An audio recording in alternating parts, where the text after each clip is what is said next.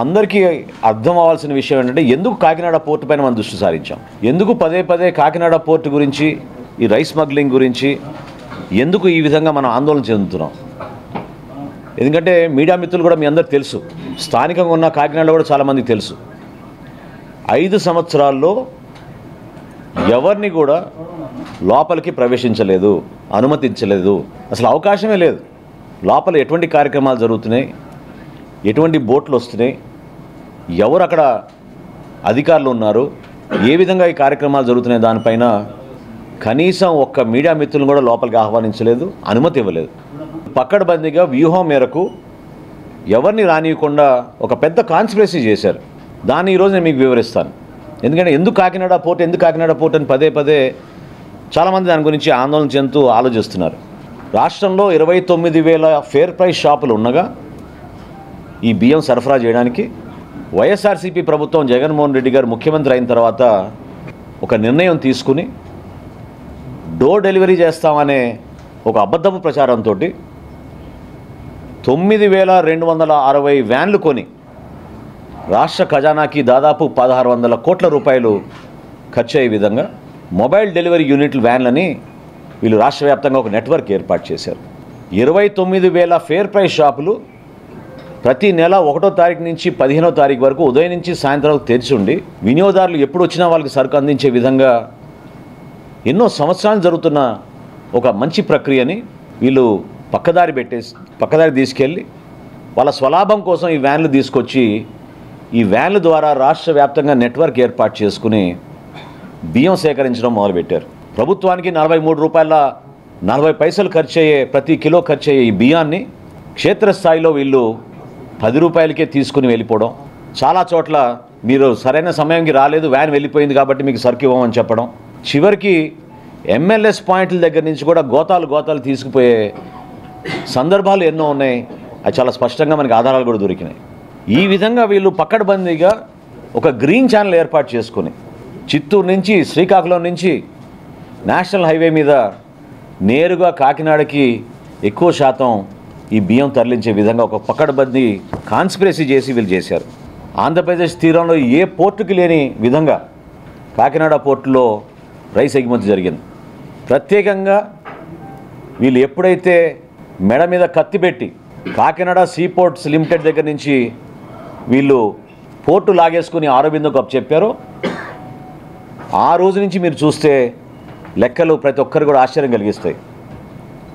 3 ఆర్థిక సంవత్సరాల్లో, నేను 5 సంవత్సరాలు కూడా చెప్పడం లేదు, కేవలం గత 3 ఆర్థిక సంవత్సరాలు చెప్తున్నాను.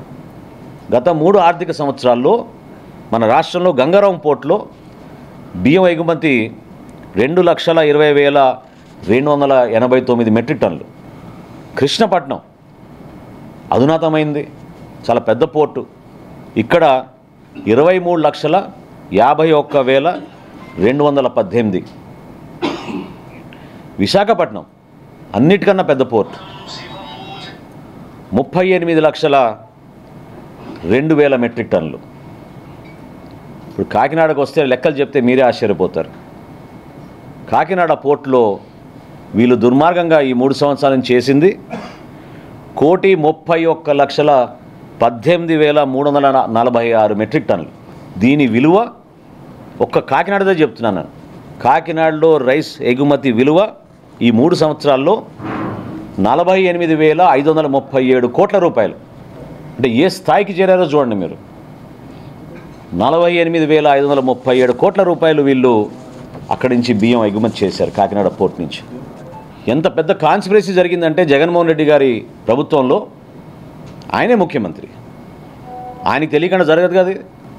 ఆరోబిందో రియాలిటీకి కాకినాడ సీ పోర్ట్స్ ఎందుకు 41% వాటా ట్రాన్స్ఫర్ చేసింది, ఏ సందర్భంలో చేసింది, ఏ విధంగా బెదిరించి భారతదేశంలో కార్పొరేట్ చరిత్రలో ఏనాడు జరగని విధంగా కేవీ రావు గారిని వారి కుటుంబాన్ని బెదిరించి ఏ విధంగా వీళ్ళు 41% వాటా రాయించేసుకున్నారో ఖచ్చితంగా బయటికి రావాలి. కాకినాడ సీ పోర్ట్స్ లిమిటెడ్కి ఆరోబిందో రియాలిటీ ఏ విధంగా దూరింది. గతంలో కూడా బియ్యం ఎగుమతులు జరిగినాయి, కానీ ఈ స్థాయిలో ఎప్పుడు జరగలేదు. నేను ప్రత్యేకంగా మీకు 3 సంవత్సరాల గురించి ఎందుకు చెప్పానంటే, ఇది ఆరోబిందో ఆ పోర్ట్ని టేక్ ఓవర్ చేసిన తర్వాత అసలు ఊహించని విధంగా కృష్ణపట్నంతో పోల్చుకున్న, విశాఖపట్నంతో పోల్చుకున్న 1,31,00,000 మెట్రిక్ టన్నులు కాకినాడ పోర్ట్స్ నుంచి వీళ్ళు బియ్యం ఎగుమతి చేశారంటే ఒకసారి ఆలోచించాలి. ఇందులో ఇంకొక పెద్ద కుంభకోణం ఉంది.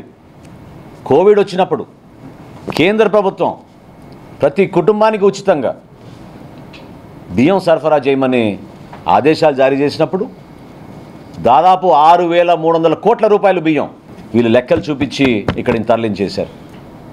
2020, 2021, 2022 ఈ 4 పోర్టులు కూడా నేను మీకు చెప్పిన లెక్కలు కోవిడ్ అప్పుడు జరిగిన ఎగుమతులు. లేకపోతే అసలు రైస్ ఎక్స్పోర్ట్ లేదు ఆ పోర్టుల నుంచి. ఓన్లీ కాకినాడ పోర్ట్ నుంచి రైస్ ఎక్స్పోర్ట్ ఉంది.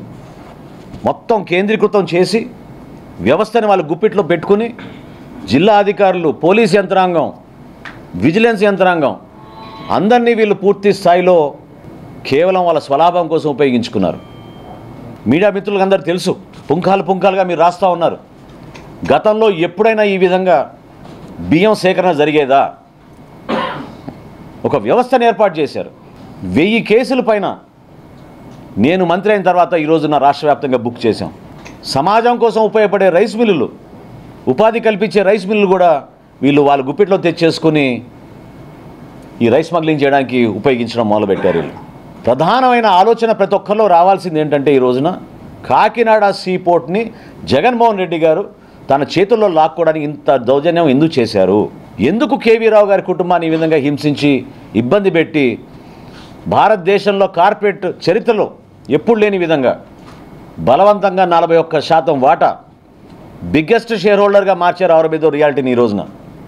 దీని వెనుక ఎవరున్నారో ఇప్పుడు ప్రజలకు అర్థం అవ్వాలి. ఖచ్చితంగా సమగ్రమైన విచారణ జరుగుతోంది.